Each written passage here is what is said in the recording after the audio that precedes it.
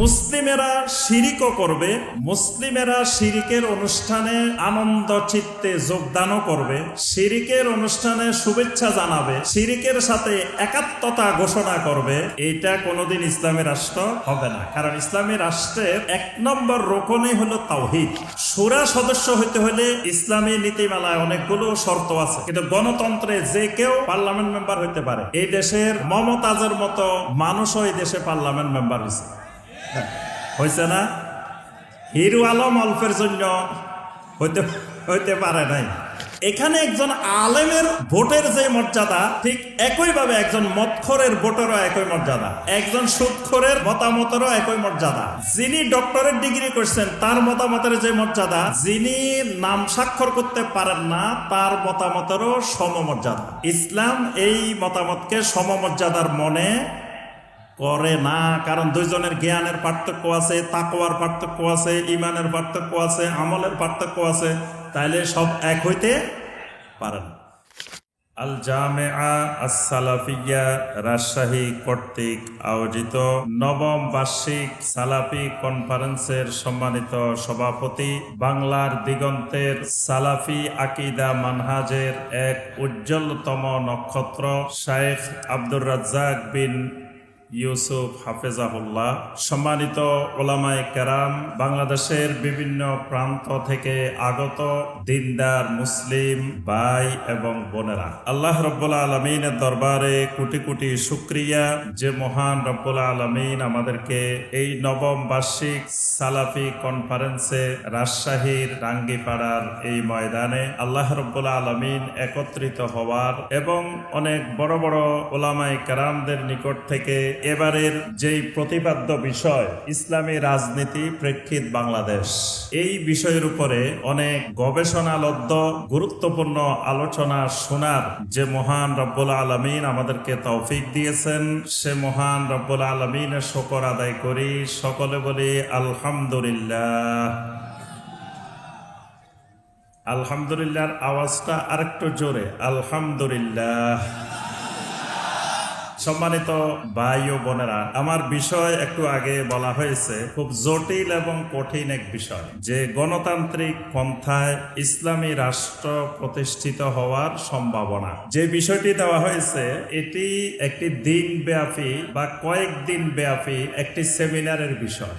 এটার উপরে ধরেন দীর্ঘ সময় গবেষণা করা, এটা একটা বিষয়। তো এত বড় বিষয়, আমাদের আলোচনার সময় হইল 35 মিনিট। এই জন্য এই ধরেন 35 ঘন্টার বিষয় 35 মিনিটে আনতে হবে। এটা হলো আমাদের প্রথম এক বড় চ্যালেঞ্জ। তো অসুবিধা নাই, আমরা শুধু এই বিষয়ের মোলাক্খাস, একেবারে সার সংক্ষেপ, সামান্য একটু পয়েন্টগুলো আমরা আলোচনা করব। বাকিটা আপনারা আগামী 1 বছর লেখাপড়া করবেন ইনশাআল্লাহ। তো এখানে আমাদের যে আলোচনার বিষয়, কয়েকটা বিষয়। একটা হলো আমরা বলছি যে ইসলামী রাষ্ট্র প্রতিষ্ঠিত হওয়ার সম্ভাবনা। তাহলে প্রথম বোঝা দরকার ইসলামী রাষ্ট্র কি, ইসলামী রাষ্ট্র কাকে বলে। প্রথম ধারণা নিতে হবে মাফহুম দাওলা আল ইসলামিয়া। দাওলা ইসলামিয়া বা ইসলামী রাষ্ট্রটা বলতে আসলে কি বোঝায়, কিরকম রাষ্ট্র হইলে আমরা বুঝবো যে এটা ইসলামী রাষ্ট্র। দ্বিতীয় বিষয় আমরা বলছি গণতান্ত্রিক পন্থা। তাহলে বোঝা গেল পন্থা অনেকগুলো আছে, তন্মধ্যে একটা পন্থা হলো গণতান্ত্রিক পন্থা। এখন গণতান্ত্রিক পন্থা বলতে কি বোঝায়, এরপরে এবার আসতে হবে ইসলামী রাষ্ট্র প্রতিষ্ঠিত হবে গণতান্ত্রিক পন্থা। এখন দুটার সাথে সমন্বয় হয় কিনা, দুটার মধ্যে কোনো বৈপরীত্য আছে বা শরিয়া বিরোধী, দিন বিরোধী কিছু আছে না, দুটা মিলে যায় কাছাকাছি, এটাকে মিলাইতে হবে। এটা হলো 3 নম্বর বিষয়।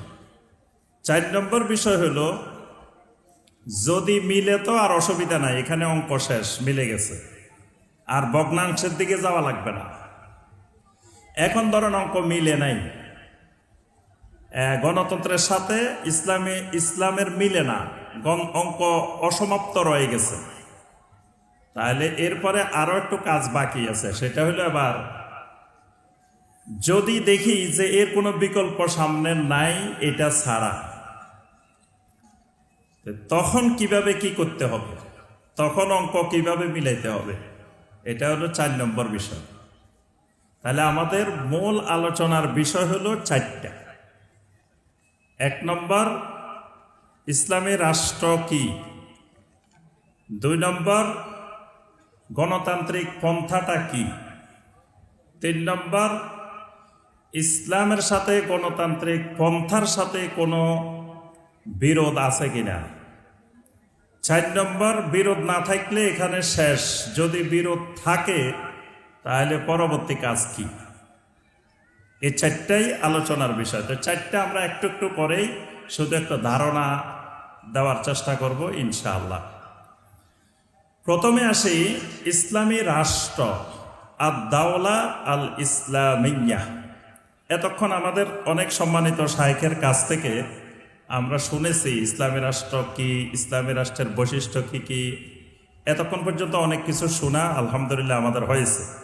তাহলে ইসলামী রাষ্ট্র সম্পর্কে আমাদের একটা ধারণা মোটামুটি এসে গেছে। আর এখানে যারা আছেন অনেকে রাষ্ট্রবিজ্ঞানের স্টুডেন্ট আছেন, অনেকে আরো ভালো ভালো গবেষক আছেন, অনেক লেখাপড়া করছেন। মোটামুটি আমরা সবাই বুঝি ইসলামী রাষ্ট্র কি। তবে কোরআন সুন্নাহর আলোকে ইসলামী রাষ্ট্র বলতে যেটাকে বোঝায়, একেবারে সংক্ষিপ্ত কথায়, যেই রাষ্ট্রের নিম্নোক্ত রোকনগুলো পাওয়া যাবে ওইটার নাম ইসলামী রাষ্ট্র। রোকন তো আমরা বুঝি, রোকন বুঝেন তো নাকি? সলাতের রোকন আছে না? জি। ইমানের রোকন আছে না? ইমানের রোকন কয়টি বলেন তো দেখি?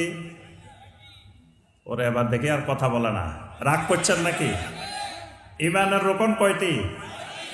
ইসলামের রোকন কয়টি? এবাদতের রোকন কয়টি? এবার থামে গেছে। জি, এবাদতের রোকন কয়টি? 3টি। এবাদতের রোকন 3টি। এইভাবে প্রত্যেকটি জিনিসের রোকন আছে। আমরা আলোচনা করব ইসলামী রাষ্ট্রের রোকন, আবার গণতন্ত্রের রোকনও আলোচনা করব আমরা। দুইটারই রোকন জানতে হবে। রোকন মানে কি? রোকন মানে এমন এক জিনিস যেটা ছাড়া এই জিনিসটি বাস্তবায়ন হয় না। একটা রোকন বাদ পড়লে এটা পুরাটাই বাদ। তো এই জিনিসগুলা, এরকম জিনিসগুলাকে শরীয়তের পরিভাষায় বলা হয় রোকন।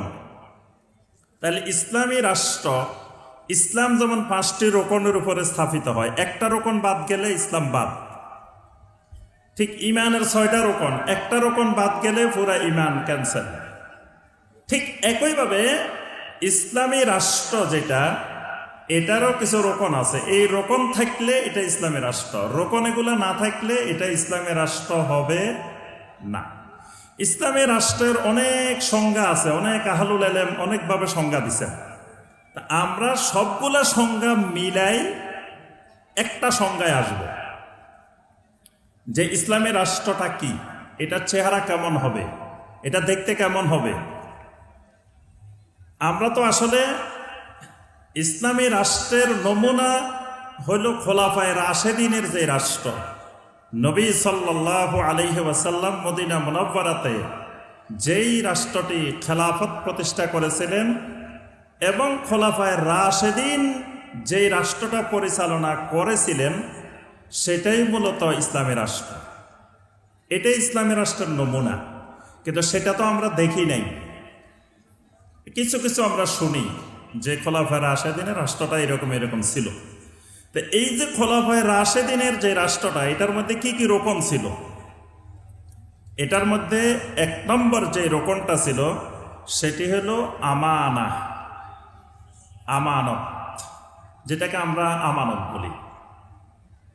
এটা ইসলামী রাষ্ট্রের 1 নম্বর রোকন। আমানত কি? সবচেয়ে বড় আমানত তাওহীদ।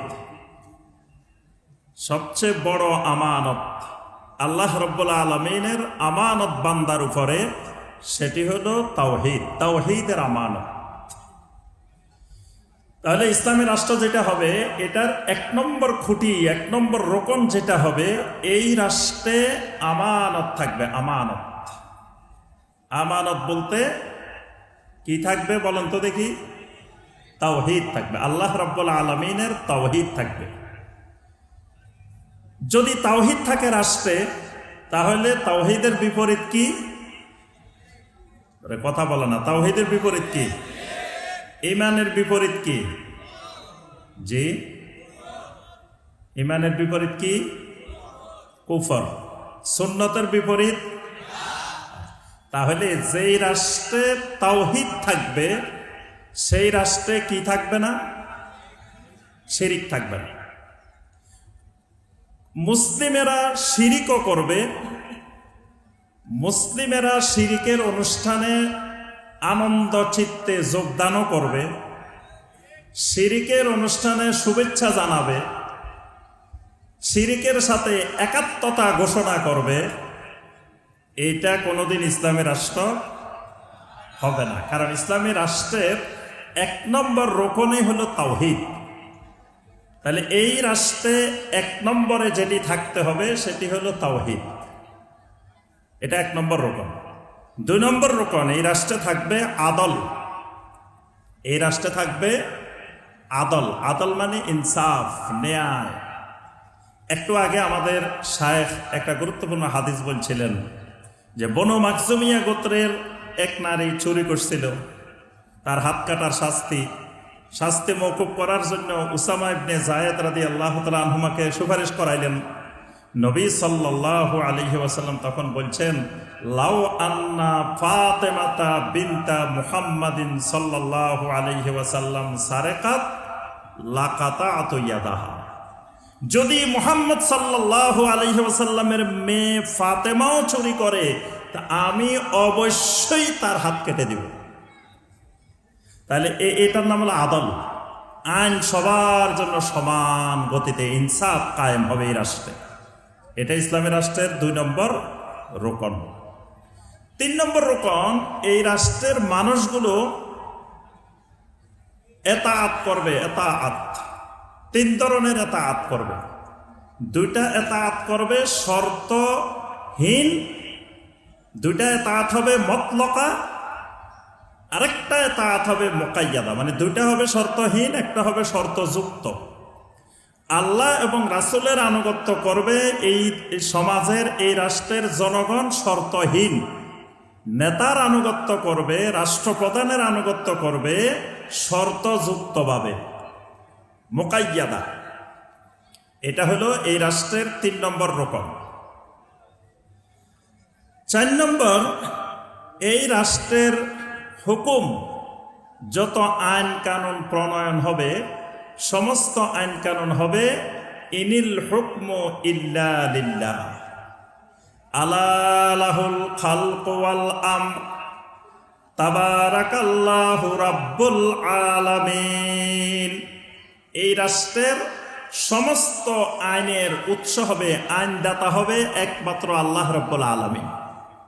আল্লাহ রাব্বুল আলামিন ছাড়া অন্য কোনো মানুষ আইন তৈরি করার ক্ষমতা পাবে না। মানে কোনো ব্যক্তি পার্লামেন্ট মেম্বার হয়ে, পার্লামেন্ট সদস্য হয়ে আইন তৈরি করতে পারবে না। কারণ আইন তো তৈরি করা আছেই, আল্লাহ রাব্বুল আলামিনের পক্ষ থেকে আইন তো আছেই। তো শুরার যারা সদস্য হবে, পার্লামেন্ট যারা মেম্বার হবে, তারা আল্লাহর আইনকে বাস্তবায়ন করবে। এটা আইন তৈরি করতে পারবে না। আইন তৈরির ক্ষমতা আল্লাহ কাউকে দেন নাই। তাহলে 4 নম্বর হবে কি? আমি আবার পড়া নিমো, কিন্তু পড়া শেষ হইলে এদের মনে রাখতে হবে। 4 নম্বর হলো হুকুম। একটা শব্দ মনে রাখলে হবে। 4 নম্বর হলো কি? হুকুম। 5 নম্বর হলো তাহাকুম। 5 নম্বর হলো তাহাকুম। তাহাকুম মানে কোন জায়গায় 2 জনের মধ্যে বিরোধ, আমার সাথে আপনার কোনো একটা বিষয় নিয়ে বিরোধ। এখন এই বিরোধের জন্য ফয়সালা কিসের মাধ্যমে হবে, কোথায় হবে? শরিয়া আদালত অথবা শরিয়া বিহীন আদালত। তাই আমার আপনার এই রাষ্ট্রের ফয়সালা হবে, ওই তাহাকুম হবে শরিয়া আদালতে, তাগুতের আদালতে না। এটাকে বলে তাহাকুম। কোরআনে কারিমে আল্লাহ পাক বলেছেন, আলাম তারা ইলাল্লাযীনা ইয়াজউমুনা আন্নাহুম আমানু বিমা উনজিলা ইলাইকা ওয়া মা উনজিলা মিন ক্বাবলিক ইউরিদুনা আন ইয়াতাহাকামু ইলাত তাগুত ওয়া কাদ উমিরু আন ইয়াকফুরু বিহি। তাগুতের আদালতকে আল্লাহ বলছেন কুফরি করার জন্য, অস্বীকার করার জন্য। তা আল্লাহ বলছেন মুনাফিকদের অভ্যাস হলো এরা এমনি বলে যে আমরা কোরআন মানি, হাদিস মানি, কিন্তু বিচারের ক্ষেত্রে তখন তাগুতের আদালতে যায়, শরিয়া আদালতে যায় না। তাহলে ইসলামী রাষ্ট্র যেটা হবে, এটার আপনার আদালত হবে পরস্পর বিরোধের ক্ষেত্রে ফয়সালা দিবে শরিয়া আদালত। কয়টা গেছে? জি, ফার্স্টটা মনে আছে তো, বলে গেলে হবে না। 6 নম্বর তাহকিম। তাহকিম হবে আল্লাহর একটা হুকুম বলছি, আর একটা তাহাকুম, আর একটা তাহকিম। তাহকিম মানে যে কোনো বিষয়ের ক্ষেত্রে, ফয়সালার ক্ষেত্রে আল্লাহ রাব্বুল আলামিন হবেন ফয়সালাদাতা, বা আল্লাহর ফয়সালাটা নবী সাল্লাল্লাহু আলাইহি সাল্লামের মাধ্যমে প্রকাশ পেয়েছে, এরকম হতে হবে। এটাকে বলে তাহকিম। তাহকিমের বাহিরে কোনো ব্যক্তি কোনো কিছুর বৈধতা দিতে পারবে না। যেমন ধরেন আল্লাহ যেটা হারাম করছেন, আরেকজন এসে এটাকে হালাল বানাইতে পারবে না। আল্লাহ সুদ হারাম করছেন, একজন আসেই বললো যে না, সুদ তো ছাড়া এখন চলবে না, এখন সুদ থাকতে হবে, সুদকে বন্ধ করা যাবে না। আল্লাহ রাব্বুল আলামিন পর্দাকে ফরজ করছেন, এখন উনি এসে বললো যে না, আজকের এই জামানায় এমনি ইসলামী রাষ্ট্র হবে আমাদের এটা, তবে পর্দা বাধ্যতামূলক থাকবে না, কেউ মনে চাইলে করবে, মনে চাইলে করবে না। অথবা হইতে পারে সুদও থাকবে, তবে কেউ চাইলে সুদ খাইতে পারে, কেউ চাইলে সুদ নাও খাইতে পারে। তখন এটা ইসলামী রাষ্ট্র হবে না, তখন এটা এখানে সুদ খাওয়ার রাস্তায় থাকবে না, বেপর্দা চলার রাস্তায় থাকবে না।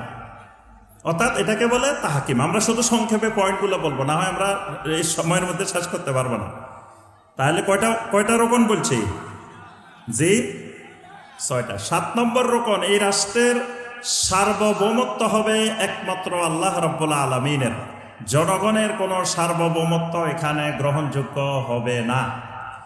যদি 99 ভাগ মানুষও যদি একটা জিনিস চায়, আল্লাহর আইন যদি এর বিপরীত হয়, তাহলে 99 ভাগ মানুষের মতামতে বাতিল। এখানে মানুষের মতামত কোন বিধিবিধানের ক্ষেত্রে জনগণের মতামত গ্রহণযোগ্য না। এজন্য আল্লাহ পাক নবী সাল্লাল্লাহু আলাইহি ওয়াসাল্লামকে নবুয়ত দিয়ে কঠোরভাবে হুঁশিয়ার করে দিয়েছেন। সূরা আল আনআমের 116 নম্বর আয়াত, ওয়া ইন তুতি আকসারা মান ফিল আরদি ইউদিল্লুকা আন সাবিলিল্লাহ ইয়াত্তাবিউনা ইল্লা যন। নবী, আপনি যদি জমিনের অধিকাংশ মানুষের মতামত মেনে নেন, ইউদিল্লুকা আন সাবিলিল্লাহ, তারা আপনাকে সঠিক রাস্তা থেকে, আল্লাহর রাস্তা থেকে গোমরাহ করে দিবে, বিচ্যুত করে দিবে। কারণ পৃথিবীর অধিকাংশ মানুষ এলেমের উপরে চলে না, জন্নের উপরে চলে, ধারণার উপরে চলে। তাহলে অধিকাংশ মানুষের মতামত এখানে গ্রহণযোগ্য না। অধিকাংশ মানুষ চাইলে সেটা কার্যকর হবে না। এখানে আল্লাহর সার্বভৌমত্ব কায়েম হবে, আল্লাহ যেটা চান সেটাই কার্যকর হবে। তাহলে এই যে কয়েকটা পয়েন্ট বললাম, এগুলা হলো ইসলামী রাষ্ট্রের কি, ইসলামী রাষ্ট্রের কি রোকন। এইগুলো থাকলে এটার নাম ইসলামী রাষ্ট্র। এটা সংক্ষিপ্ত কথা। এবার আসুন গণতন্ত্র। গণতন্ত্রের পন্থা বলছি আমরা, তো গণতন্ত্রের পন্থা কি? গণতন্ত্র এর অনেক সংজ্ঞা আছে, অনেক রাষ্ট্রবিজ্ঞানী অনেক সংজ্ঞা দিয়েছেন। আমরা শুধু একটা সংজ্ঞা দিব, যেটা আপনারা সবাই জানেন। 1863 সালে আব্রাহাম লিঙ্কন 19 নভেম্বর তার বক্তৃতার মধ্যে তিনি বলছেন যে গণতন্ত্র হইল government of the people, by the people, for the people. এটা হলো সবচেয়ে বহুল প্রচলিত গণতন্ত্রের সংজ্ঞা। যেহেতু গণতন্ত্রের যারা জনক, যারা প্রবক্তা, তারাই বলছে যে গণতন্ত্রটা এই জিনিস, তাহলে এটা গ্রহণযোগ্য মত। গণতন্ত্র কি? গণতন্ত্র হবে এমন একটি সরকার যেটা গভর্নমেন্ট অব দ্য পিপল, জনগণের সরকার। ভালো জনগণের সরকার হইতে পারে, কিন্তু জনগণের সরকার বলতে ইসলামের যে শুরা আর এই গণতন্ত্রের যেই পার্লামেন্ট, দুটা এক জিনিস না, দুটার মধ্যে আকাশ পাতাল তফাৎ আছে। জনগণের সরকার, জনগণ যেটা চাইবে সেটাকে অগ্রাধিকার দিবে, জনগণ যেটা ভালো মনে করবে সেটাকেই এখানে প্রাধান্য দেওয়া হবে। ইসলাম এর সাথে একমত না। প্রথম কথা, শূরা সদস্য হইতে হলে ইসলামী নীতিমালায় অনেকগুলো শর্ত আছে, কিন্তু গণতন্ত্রে যে কেউ পার্লামেন্ট মেম্বার হইতে পারে।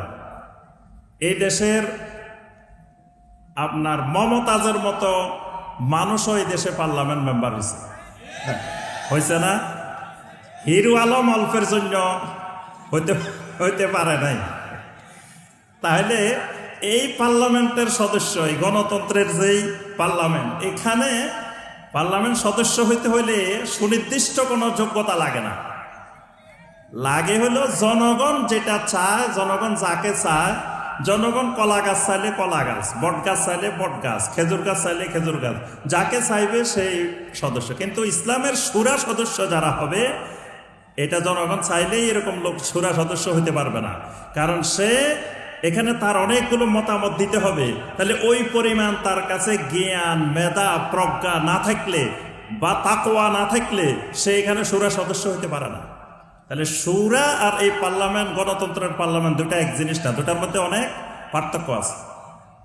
এই কারণে এখানে জনগণ চাইলেই, জনগণের মতামত, আপনার এক পাশে 49টা ঘোড়া, আরেক পাশে 51টা গাধা। এক পাশে 51টা কি গাধা, আরেক পাশে 49টা। কোনগুলোর দাম বেশি? গাধার দাম বেশি না ঘোড়ার দাম বেশি? তো এই গণতন্ত্রের ভিত্তিতে 51টা গাধার দাম বেশি। 51টা গাধা যাকে চাইবে, যা চাইবে তাই হবে। 49 জন ঘোড়া কি চাইছে না চাইছে এটার কোনো মূল্য নেই। এখানে একজন আলেমের ভোটের যে মর্যাদা, ঠিক একইভাবে একজন মদখোরের ভোটেরও একই মর্যাদা, একজন সুদখোরের মতামতেরও একই মর্যাদা। যিনি ডক্টরেট ডিগ্রি করছেন তার মতামতের যে মর্যাদা, যিনি নাম স্বাক্ষর করতে পারেন না তার মতামতেরও সমমর্যাদা। ইসলাম এই মতামতকে সমমর্যাদার মনে করে না, কারণ দুইজনের জ্ঞানের পার্থক্য আছে, তাকওয়ার পার্থক্য আছে, ইমানের পার্থক্য আছে, আমলের পার্থক্য আছে, তাইলে সব এক হইতে পারে না। এইটা এবার আসেন, আমরা আর বিস্তারিত যাব না, সময় শেষ। গণতন্ত্রের রোকন কয়টা? গণতন্ত্রের রোকন হইল 4টা। যারা গণতন্ত্রের বিশেষজ্ঞ তারাই বলছেন যে গণতন্ত্রের রোকন হবে 4টা। একটা রোকন আইন বিভাগ, একটা শাসন বিভাগ, একটা বিচার বিভাগ, একটা সংবাদ মাধ্যম। এই 4টা হলো গণতন্ত্রের 4টা রোকন। এই 4টা রোকনের মধ্যে 3টি মতাদর্শের সমন্বয় থাকবে। এই 4টা রোকনের মধ্যে একটা ধর্মনিরপেক্ষতাবাদ থাকবে, একটা গণতন্ত্র থাকবে, একটা জাতীয়তাবাদ থাকবে। এই 3টি মতাদর্শের আলোকে 4টি রোকন বাস্তবায়ন হবে।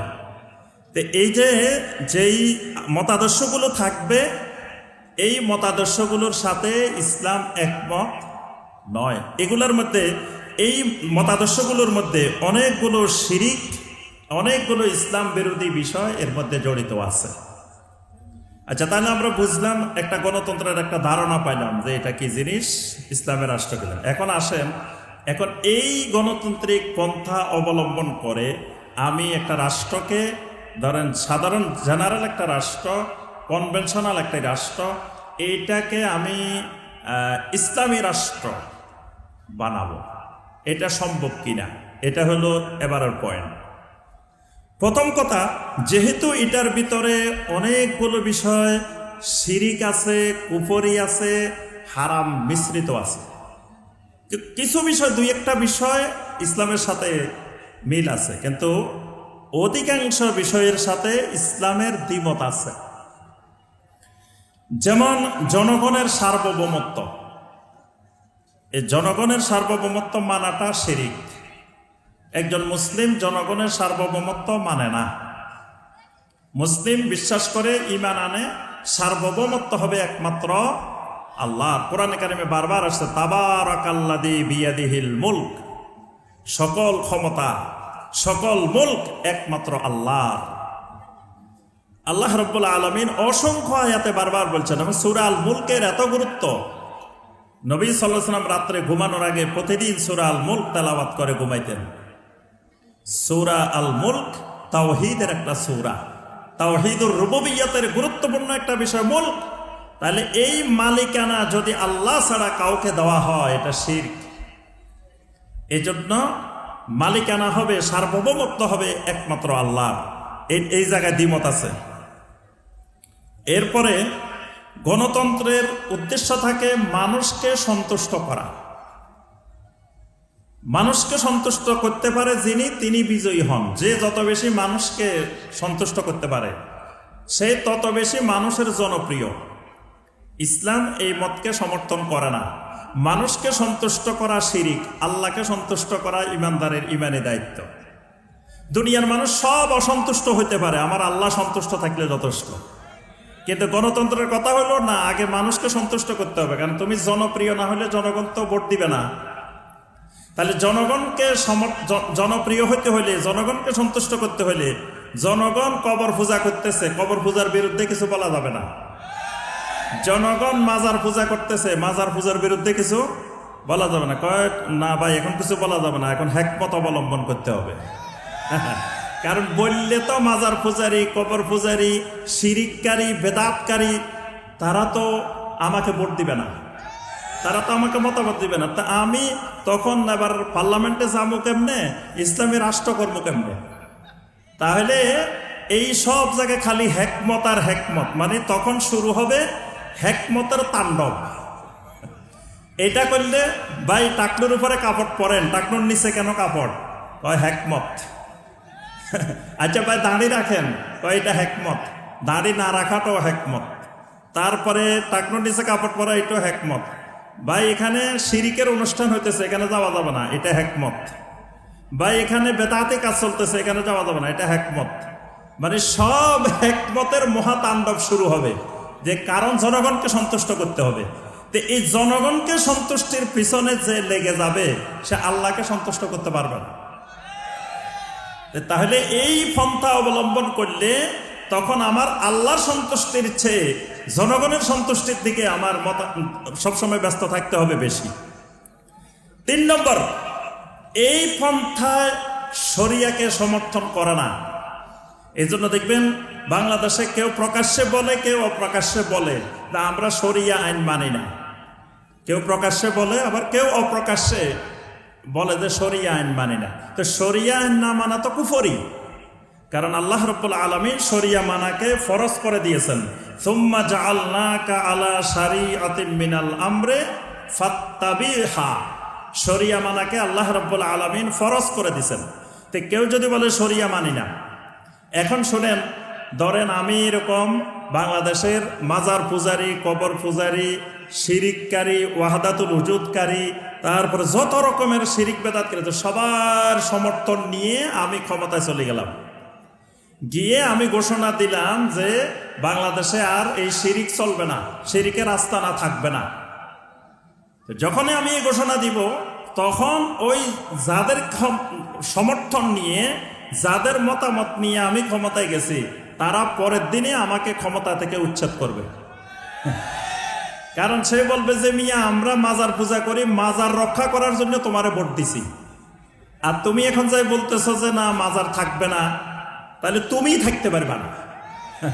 তাহলে বোঝা গেল এবার যেই জনগণ, এই জন্য যে ইসলামী রাষ্ট্রের রোকনের মধ্যে আমরা একটা রোকন বলছি যে এতাআত, মানে আল্লাহর বিধান মানার জন্য প্রস্তুত হতে হবে জনগণ। আল্লাহ সুবহানাহু ওয়া তাআলার জন্য ওই সূরা আন-নিসার 59 নম্বর আয়াতে আল্লাহ পাক বলছেন, ইয়া আইয়ুহাল্লাযীনা আমানু আতিউল্লাহা ওয়া আতিউর রাসূলা ওয়া উলিল আমরি মিনকুম। উলিল আমরের নির্দেশের কথা বলার আগে, আনুগত্যের আগে আতিউল্লাহ আতিউর রাসূল বলছেন। তাহলে মানুষগুলো যে ইসলামী আইন মানার জন্য, তাওহীদ মানার জন্য, সুন্নাহ মানার জন্য মানুষগুলো আগে রেডি হতে হবে। নবী সাল্লাল্লাহু আলাইহি সাল্লামকে মক্কা মুকাররমায় মুশরিকেরা ক্ষমতা দিয়ে দিয়েছিলেন যে আপনি রাষ্ট্রপ্রধান হয়ে যান। নবী সাল্লাল্লাহু আলাইহি ওয়াসাল্লাম তো মহা সুযোগ পাইছিলেন যে রাষ্ট্রপ্রধান হয়ে যেতে পারতেন, যে আমি এখন রাষ্ট্রপ্রধান হয়ে মক্কাতে ইসলাম কায়েম করে ফেলব। তো নবী সাল্লাল্লাহু আলাইহি ওয়াসাল্লাম হইতেন রাষ্ট্রপ্রধান, আবু জাহেল হয়তো প্রধানমন্ত্রী, আবু লাহাব থাকতো নবী সাল্লাল্লাহু আলাইহি ওয়াসাল্লামের স্বরাষ্ট্রমন্ত্রী, আরেকজন থাকতো ওলীদ ইবনে মুগীরা থাকতো পররাষ্ট্রমন্ত্রী।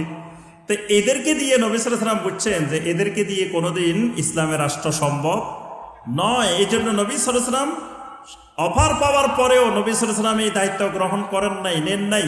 কারণ জনগণ ইমান মানার জন্য, তাওহীদ মানার জন্য, আল্লাহর বিধান মানার জন্য প্রস্তুত না। আগে জনগণকে প্রস্তুত করছেন, তারপরে নবী সাল্লাল্লাহু আলাইহি ওয়াসাল্লাম খেলাফত কায়েম করছেন। এই জন্য খেলাফত আল্লাহর পক্ষ থেকে আসে, খেলাফত আল্লাহর পক্ষ থেকে আসে। ইসলামী রাষ্ট্র আল্লাহ সুবহানাহু ওয়া তাআলার পক্ষ থেকে আসবে। কখন আসবে? সূরা নূরের 55 নম্বর আয়াত। এটা আল্লাহর ওয়াদা, ওয়া'আদাল্লাহুল্লাযীনা আমানু মিনকুম ওয়া আমিলুস সলিহাতি লা ইস্তাখলিফান্নাহুম ফিল আরদ কামা ইস্তাখলাফাল্লাযীনা মিন ক্বাবলিহিম। যখন মানুষ ঈমান আর আমলে সালেহ, যখন এই দুইটা ঠিক করে নিবে, ঈমানটাকে শিরিক মুক্ত করবে, কুফর মুক্ত করবে, নেফাক মুক্ত করবে, তাওহীদি ঈমান গড়ে তুলবে, আমলটা যখন সালেহ হবে, বেদাত মুক্ত সুন্নতি আমল গড়ে তুলবে, মানুষ যখন আল্লাহর বিধান মানার জন্য উন্মুখ হয়ে যাবে, তখন আল্লাহ রাব্বুল আলামিনের এই মহা নেয়ামত খেলাফত আলা মিনহাজের নবুয়া আল্লাহ পাক তখন দিবেন। কিন্তু জনগণ যতক্ষণ এটা মানার জন্য প্রস্তুত না, তখন আল্লাহ এই নিয়ামত তাদের উপরে দিবেন না। সর্বশেষ পয়েন্ট, তাহলে আমরা বুঝলাম যে ইসলামের সাথে এটা এক হয় না, মিলে নাই। এটার আদর্শ, গণতান্ত্রিক পন্থার আদর্শটা ইসলামী আদর্শের বিপরীত, মিলে না। তা না মিললে এখন আসেন সর্বশেষ কথা, তাহলে মিলাইতে চাইলে কি করতে হবে? এখন যদি আপনি মনে করেন যে এই কুফরি পন্থা ছাড়া, এই পন্থার বাহিরে আর কোনো পন্থা আপনি খুঁজে পাচ্ছেন না, যে এই পন্থার মাধ্যমেই একমাত্র সম্ভব। আমাদের দেশে যারা এই মতের প্রবক্তা, যারা চান যে গণতান্ত্রিক পদ্ধতির মাধ্যমে এই পন্থায় ইসলাম কায়েম হবে, দিন কায়েম হবে, ইসলামের রাষ্ট্র হবে, তাদের সবচেয়ে বড় কথা যেটা, সেটা হলো যে এই পন্থা ছাড়া বিকল্প কোনো পন্থা দেখা যায় না। তারা আর পৃথিবীতে কোনো বিকল্প পন্থা খুঁজে পাচ্ছেন না।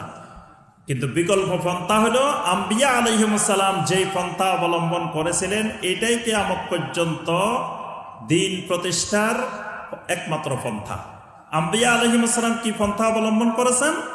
সেটা হলো আম্বিয়া আলাইহিমুস সালাম দাওয়াতের মাধ্যমে মানুষকে তাওহীদের দাওয়াত দিয়ে, যখন জনগণ আহলুত তাওহীদ হবে, জনগণ দিনমুখী হবে, জনগণ তাওহীদ বুঝবে, যখন জনগণই চাইবে যে কিভাবে ইসলামের রাষ্ট্র হবে, কিভাবে একটা খেলাফত কায়েম হবে, তখন আল্লাহর নিয়ামত আসবে। এটা হলো আম্বিয়া আলাইহিমুস সালামের পন্থা।